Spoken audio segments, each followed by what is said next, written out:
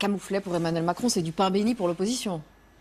Du pain béni, ça fait partie, vous savez, de toutes ces bulles macronistes qui explosent les unes après les autres, puisque pendant 2 années, on nous avait expliqué que Emmanuel Macron était le leader, devenu le leader incontesté de l'Europe, pas face à cette vague, entre guillemets, populiste, qui était l'Italie, l'Autriche, etc., et que Macron avait repris l'étendard du combat européen pour plus de fédéralisme. Alors il y a le discours de la Sorbonne, etc., et puis on découvre aujourd'hui, avec un camouflet pareil, qui est un camouflet historique quand même, il faut le rappeler, non pas sur le fait qu'un commissaire ait été refusé, mais sur l'ampleur du refus, puisqu'en 2004, il y a un commissaire italien qui avait été également refusé par le Parlement, mais pas de cette façon-là, pas dans cette ampleur-là.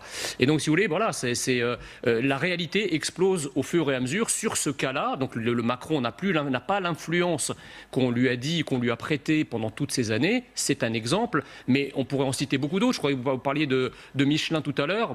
Ça arrive au moment où tout le monde dit que le plein emploi est possible à portée de main, etc. On voit bien qu'entre la bulle politico-médiatique et les réalités du terrain économique, politique, européenne, il y a quand même souvent un canyon. Mais attendez, on croit rêver. Enfin, Emmanuel Macron confond l'Europe avec le royaume du Botsanga, de Déboué. Enfin, je veux dire, le Parlement européen... L'Europe a du bon, finalement. Vous chantez ses louanges depuis hier. Mais non, mais c'est pas ça. C'est que, si vous voulez, il y a quand même... Enfin, excusez-moi, mais c'est le Parlement qui décide. On n'est pas dans une république bananière. Vous savez très bien que jusqu'à il n'y a pas longtemps, il y avait des pactes de non-agression entre les socialistes et le PPE, que Manfred Weber du PPE aurait dû avoir la Commission européenne, il ne l'a pas eu parce que Macron s'y est opposé, et que là, Manfred Weber et le PPE se vengent en ne soutenant pas une candidature. Enfin, c'est quand même... Alors, mais justement, le problème... Donc, il y a bien un jeu politique quand même. Mais un jeu d'alliance ou de non-alliance. Vous savez très bien que nous sommes dans un contexte de transition politique au sein de l'Union européenne. Aujourd'hui, le groupe souverainiste est beaucoup plus important qu'il ne l'est. Il y a évidemment des gages à donner. Alors l'Europe et peut-être la démocratie européenne. Moi, je ne suis pas d'accord avec le Parlement européen, qui est une instance supranationale. Moi, je suis plutôt pour la souveraineté française. Mais enfin, là, si vous voulez, ils découvrent en fait que les choses ne se passent plus comme d'une république bananière. Alors, autre chose aussi sur les causes du rejet, parce qu'on lui a reproché finalement les emplois fictifs au Parlement européen. Comment Emmanuel Macron et la majorité... Attendez, on va juste éclaircir, pardon. Sylvie Goulard. Connaissant ça, moi je me souviens d'une époque en 2017 où on nous avait martelé pendant des semaines et des mois l'affaire des assistants parlementaires du Rassemblement national à l'époque, et on avait dit on ne peut pas prendre le pouvoir, ça jette le discrédit, etc. Là, avec des mises en examen dans votre parti aussi. Oui, tout à fait, mais justement, alors pourquoi le 2 poids 2 mesures ? En connaissance de cause, Emmanuel Macron sait qu'il y a ces 2 faiblesses structurelles, ces 2 problèmes potentiellement juridiques, et il décide quand même de présenter Sylvie Goulard à la commission du marché intérieur. Georges-Marc. C'est ça le problème, c'est qu'il n'y a pas assez d'Europe. On est dans l'entre-deux, monsieur Messia. Non, pas du tout. On est dans une mauvaise direction de l'Europe. Est-ce que la France seule aurait fait le Google ? Sur le fédéral... attendez, la Corée du Sud, qui est pourtant pas un pays d'une taille stratosphérique, a fait la 5G avec ses champions nationaux. Qu'est-ce que la France a de moins par rapport à la Corée du Sud ? Expliquez-moi. On est moins bon sur certains marchés. Pourquoi ? Parce que les grands pays... moins mobiles. Mais parce que les grands pays le sont pour l'avoir voulu. Nous, on ne le veut pas, donc forcément, on n'a rien. Quand les combats qu'on est sûr de perdre, sont ceux qu'on ne mène pas. Si vous décidez... On n'est probablement pas assez pugnace. Si vous décidez d'entrée de jeu que la France, qui est 5e ou 6e puissance mondiale, est un tout petit pays qui ne peut plus rien faire tout seul et qui doit s'engoncer, s'enchasser dans des grands ensembles stériles, effectivement, c'est le meilleur moyen pour ne jamais rien faire. Voilà, et c'est le cas. Donc moi, j'aimerais, si vous voulez, qu'au lieu de consacrer une émission à tout ce jeu de mécano européen, je te couvre et tu me couvres, que l'Europe soit l'Europe de la coopération, qu'on revienne à la seule Europe qui marche. L'exemple concret, c'est les Kurdes. Est-ce que l'Europe est capable d'arrêter Erdogan ? Non. Le problème d'aujourd'hui, c'est ça.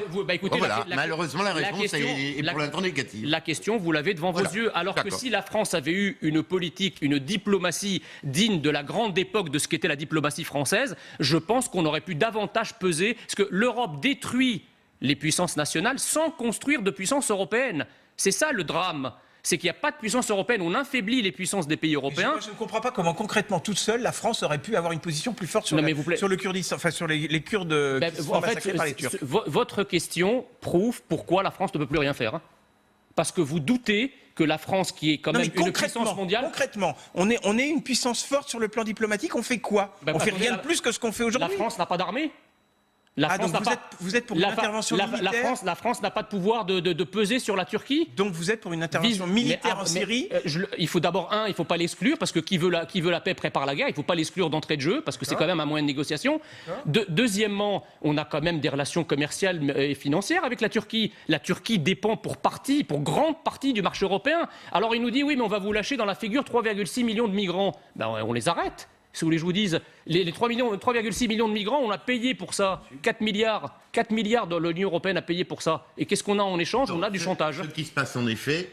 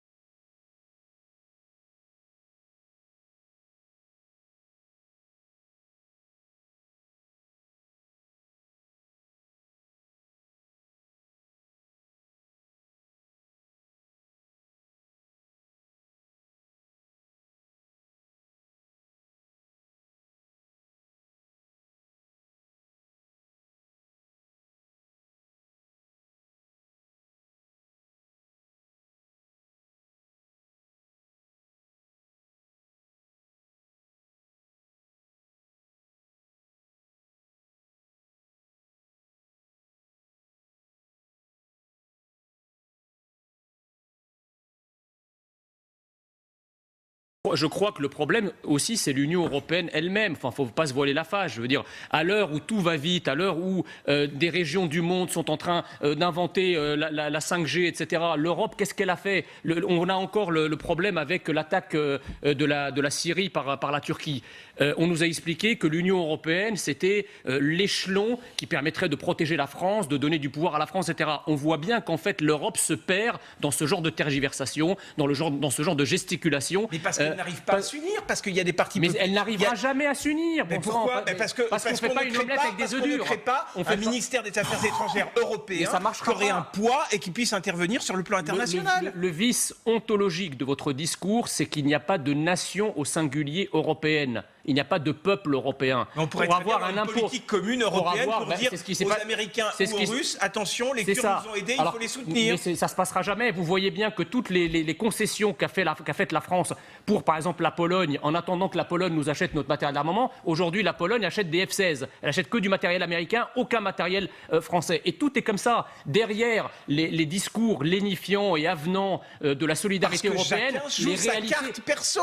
Parce que chaque pays joue sa carte. Parce que les nations sont des réalités sans lesquelles on ne bâtit rien. C'est ça le vice fondamental de l'Union européenne. Les seules réussites de l'Europe, ce sont les réussites de la coopération européenne. Le problème de l'Europe, c'est qu'elle se consacre, si vous voulez, à ce genre de perte de temps où je mets un tel, tu mets un tel, toutes les petites arguties juridiques, les directives, vous avez un fatras de fonctionnaires qui travaillent dans des directions qui n'ont aucun sens sur des petits détails, et les grandes ambitions pour lesquelles justement l'Europe devrait avoir la masse critique. Où est le Google européen? Où est le GPS européen? Rien. Rien. Et la scène qu'on a vue hier soir sur LCI et sur d'autres antennes, c'est un monsieur Erdogan, voyou mondial, c'était du niveau des années 30. Voilà. Parlant à l'Europe en disant je vais lâcher mes 3,6 millions. Ouais. Parlant, mais c'était hallucinant. Je ne sais pas si vous l'avez pas assez repassé. Et l'Europe se couche. L'Europe ne dit rien. Là-dessus, en tout cas, l'Europe est extrêmement fragile. Quand il dit je vais ouvrir les frontières et je vais les lâcher. Aujourd'hui, il a gagné, car l'Europe ne répond rien à sa menace de l'invasion des 3 millions. Mais monsieur Benamou, l'Europe a gagné. L'Europe a perdu aujourd'hui, car elle ne répond pas. Monsieur Benamou, vous savez pourquoi? Parce que pendant ce temps, l'Europe lutte contre des fascismes fantasmagoriques que le président de la République appelle la lèpre nationaliste, le retour des extrémistes nazis des années 30, etc. Voilà. Donc en fait, de l'hydre islamiste, ce qui est quand même une évolution sémantique considérable. Pendant qu'il est sur son char virtuel à l'assaut du fascisme et du nazisme des années 30, vous avez de véritables fascismes extérieurs et intérieurs, puisque vous savez très bien que l'islamisme en France vient encore de tuer 4 personnes. On ne s'y attaque pas. Donc, en fait, il faut désigner ses ennemis, il faut avoir une politique de puissance. La France n'a plus de politique de puissance, ne se pense plus comme une puissance, et à partir de là, elle ne peut plus rien faire. Pourtant, la France est la seule à avoir taxé les GAFA, donc non. Enfin, elle n'a pas fait ça oui, mais tout quand seul. même, face à tous ces... Elle a voulu faire ça toute seule, elle a été rabrouée, maintenant elle rentre dans le... Elle a tenté de le faire. Pardon ? La France a tenté de le faire. Oui, mais c'est pas... Enfin, il faut choisir ses combats. C'est typiquement le genre de combat qu'il ne faut pas choisir pour y aller tout seul. En matière de fiscalité, c'est quand même... l'impuissance de la France. Non, mais de l'impuissance diplomatique, si on reprend votre discours, ok, on fait donc une réponse à la Turquie, par exemple en mettant des mesures douanières très fortes, ou en tout cas en imposant des restrictions. On ne le ferait pas tout seul. On est obligé de le faire au niveau européen. Oui, mais si les Européens veulent pas, ça ne sert à rien. Si les Européens veulent pas, on fait quoi ? Parce que un certain nombre de vos amis dans certains pays bloquent tout à cette initiative pas avec la Turquie. Pas avec la Turquie. Pas avec la Turquie, je suis d'accord.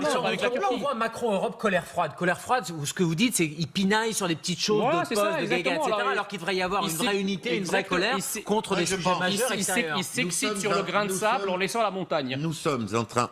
On a parfois l'habitude d'utiliser le mot Munich. Munich à tort et à travers. Munich, il faut le rappeler ce que c'est. C'est l'impuissant monsieur Daladier. Churchill disait c'est un taureau avec des cornes d'escargot. Monsieur Chamberlain qui vont donner le pays frère de la France, la Tchécoslovaquie, sur un plateau Hitler pour qu'il ne soit pas trop en colère. C'est ça Munich. La conférence de Munich, elle s'est passée pendant quelques heures et les représentants tchèques étaient enfermés dans une pièce. Ils n'avaient pas le droit de parler à Hitler, à Mussolini, à Chamberlain. On est en train de vivre à Munich. Effectivement, au lieu de pinailler sur Madame Goulard, pardon, dont on n'a rien à foutre, il y a des Kurdes qui sont en train de mourir. Des Kurdes qui ont défendu l'Occident. Des Kurdes qui défendent une certaine idée de la liberté, de l'humanité, du droit des femmes. On se couche. Et on se couche. On se couche devant la menace de ce fasciste qui est M. Erdogan, qui menace de nous lancer 3,6 millions de migrants. Et on ne répond rien. Munich, c'est ça. Mais parce que le progressisme, c'est l'antichambre du pacifisme. Je pense que là, on peut dépasser les polémiques. Non, c'est pas les polémiques, c'est ça. Le modèle qui gouverne la France, c'est le modèle qui est... C'est pas ici le progressisme ou la réaction. En tout cas, c'est le déshonneur. Oui, mais justement... Comme disait Churchill. Mais exactement, mais si je puis me permettre de filer votre comparaison des années 30, aujourd'hui, nous avons des pacifistes au pouvoir. Des gens qui s'imaginent que dénoncer le mal, c'est plus grave que lutter contre le mal, quel qu'il soit. C'est ce que j'ai dit. À partir du moment où, si vous voulez, l'Europe est impuissante, la coopération est impuissante à faire plier Erdogan, il faut que la France joue son rôle de puissance. Nous avons un droit de veto, nous sommes membres permanents du Conseil de sécurité, il faut s'activer pour mettre fin à cet état de fait. Je ne vois d'ailleurs pas pourquoi finalement ça inquiéterait Emmanuel Macron et son gouvernement davantage que ça, puisqu'il nous expliquait il y a encore 6 mois que faire revenir des djihadistes, c'était pas si grave parce que ça permettrait de les surveiller en France. Alors maintenant, il nous explique que le retour des djihadistes est très dangereux. Je ne comprends pas la logique. Je ne comprends pas bien, vous dites utiliser le droit de veto, mais justement, on se heurte, si on fait une initiative au niveau de l'ONU, on va se heurter au droit de veto d'un côté des Russes ou de l'autre côté des Américains, plus probablement du côté des Américains d'ailleurs. Et donc le droit de veto, il ne sert à rien. Écoutez, là, en l'occurrence, c'est le bilatéralisme qu'il faut utiliser. C'est-à-dire, on a d'un côté ce qu'on considère l'Union européenne et de l'autre côté la Turquie qui est le pays responsable. Soit l'Union européenne est capable d'utiliser cette taille critique comme on nous le serine depuis des dizaines d'années pour être en mesure d'imposer quelque chose à la Turquie en termes commerciaux, en termes économiques, en termes financiers. Il y a plein de mesures de rétorsion possibles. La Turquie a besoin du marché intérieur. Et ça, tous les pays sont d'accord, populistes ou pas. D'accord ? Bon, soit on arrive vis-à-vis de ce canal-là, soit on ne peut pas déclarer forfait, même si la France pourrait... je dis bien pourrait être moins efficace que toute l'Europe réunie, nous avons un devoir en tant que France, en tant que Français, d'essayer d'infléchir cette réalité pour faire plier la Turquie. Voilà. Et donc ça, on ne le fait pas parce qu'on compte uniquement sur l'Europe comme si nous-mêmes n'avions aucune volonté et aucune puissance pour ce faire. Je ne dis pas que si la France s'active, on aboutira à des résultats. Mais ce qui est sûr, c'est que ne rien faire aboutira à une catastrophe.